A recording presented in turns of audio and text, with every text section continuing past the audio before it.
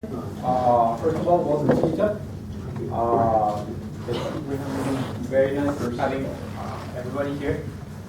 Today we're going to be talking about the people, the history, and the surveying skills it took to commemorate and actually mark the International Boundary Monument #1.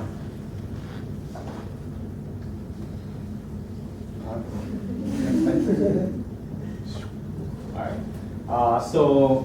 We are the UTEP ASC student chapter. My colleague here, Mark Tarango, he's the internal community representative, and myself, Cristobal Robles, I'm the president of the student chapter.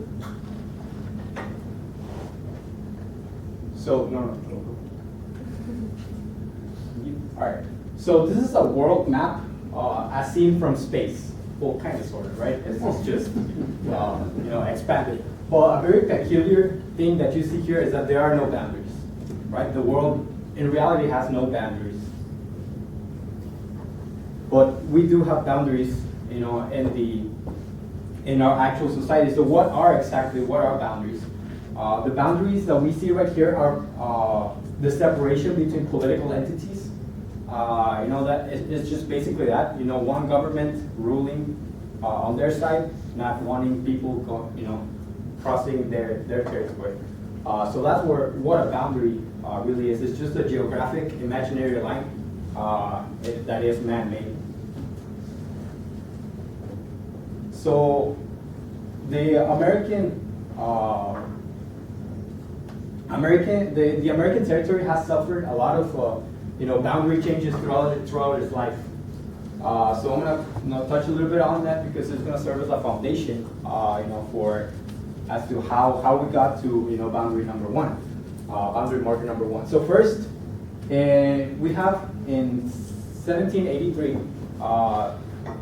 the United States gets its independence from the United Kingdom, and so they established the first 13 original colonies, and then from then on, they just kept expanding, right? The Americans just kept expanding. They kept pushing the natives out, and then they just it was called a manifest destiny, right? It was the right of the American people to have to expand west. So this is the Louisiana Purchase, and then some other conquered territories that went after. So then after a while, Texas becomes irritated with Mexico, and so they decided to independize, so create their own republic.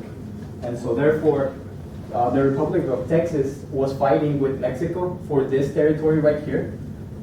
So that's disputed land. And so therefore, then it came the treaty that annexed Texas into the Union. So Texas joins the Union in 1846. But since there were already a lot of disputes, between Anglos and the Mexican people, it was actually like a very heated battle that continued on and continued on. So that created the Mexican-American War. So then after the Mexican-American War ended, we have what it's the Treaty of Guadalupe Hidalgo, which is what made Mexico secede most of its almost half of its territory to the United States. And so it created what it's right now are the states of California, Arizona, and New Mexico. And then that happened in 1848. And so what the Treaty of Guadalupe Hidalgo had is that it established the boundary between the United States and Mexico, starting from the Gulf of Mexico, going up the Rio Grande, and then as soon as the river turned north, then they would go westward. But then in the Treaty of Guadalupe Hidalgo, a commission was started to locate this boundary and to locate where the new acquired territory was supposed to be surveyed. But due to misappropriation of funds and due to misinterpretation of the treaty, the work was never completed. But then it came the Gadsden Purchase in 1853, which is what gave New Mexico its current territory.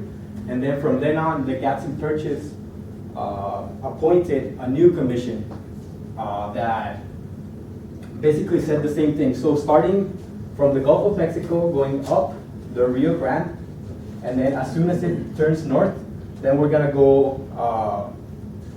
We're gonna go to the west, and then when my partner is going to explain how exactly they were able to establish the boundary. Okay, so how was the boundary established? Well, this right here, that's the actual survey map that was done by William Emery.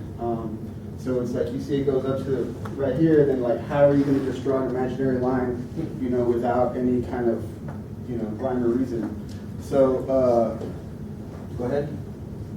William Emery, he was the chief astronomer and surveyor for the original commission that was during the Treaty of Guadalupe Hidalgo, and then after the Gadsden Purchase and the new commission, he became the commissioner. So, you know, like I said, how do you actually do 2,000 miles worth of boundary without any? Go ahead. Well, it turns out that they used lunar observations to make a lot of the locations. They actually watched 5 lunar cycles and compared the angles with the angles that were in Greenwich, England, Philadelphia High School, Radcliffe, and Cambridge. And by comparing the angles of those already established places, they were able to establish where they were as far as in comparison. And so they could see where they were on the longitude. They also used the 46-inch transit and with a sidereal chronometer, and also a telescope like this to make their establish where they were. So both Emery and Salazar Ilagueri, I've had trouble with that all day.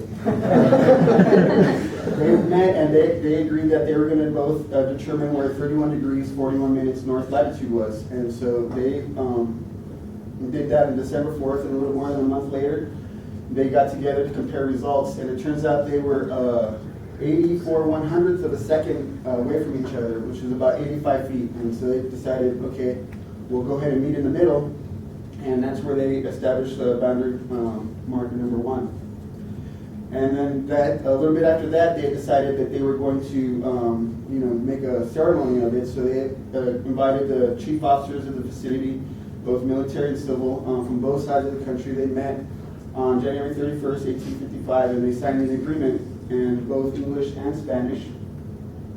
And they put the agreement in a bottle, and they buried it 5 feet underneath the boundary marker. So right now you can see the monument that it currently stands. So it just says right there, the boundary of the United States of America. It was between the United States. It was commissioned by the IBWC in 1989, but then to the next one, please. It was designated as a National Historic Civil Engineering Landmark by the American Society of Civil Engineers in 1976. And a quote that it's in the ASE website, it says, "The boundary marker number 1, located between the Doña Ana County, New Mexico, near El Paso, Texas, and Juarez, Mexico, not only represents an international boundary, but it is also a monument to the professional skills of the American surveyors who were called upon to locate it in 1855. So that's why this is so important, because what my partner Mark said, just drawing an imaginary line in 2,000 miles of uncharted territory, that's gotta be, you know, a really, really, really big challenge. And so by dedicating this marker, we thank, you know, William Emery and the Salazar Commission for doing this for us and for actually locating the marker. And so just to close out, on behalf of the UTEP ASE student chapter, I would like to thank President Mark Woodson for being here, the NMSU chapter. I want to also thank, my officer team, because we all did research on the, in order to prepare for this presentation. our faculty advisor, Dr. Walker, Sergio Mendez, and Marvin Gomez. Just thank everybody. Thank you for coming, and go Miners.